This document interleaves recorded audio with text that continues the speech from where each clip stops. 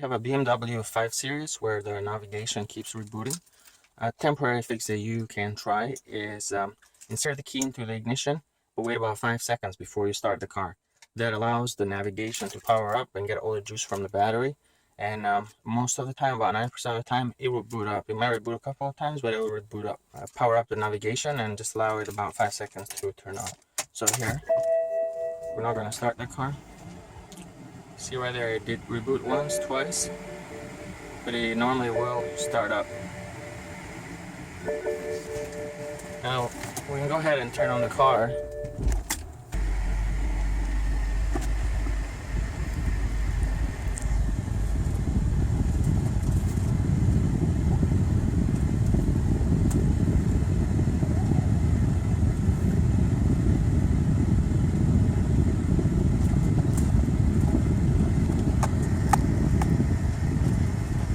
And there it is, it started up.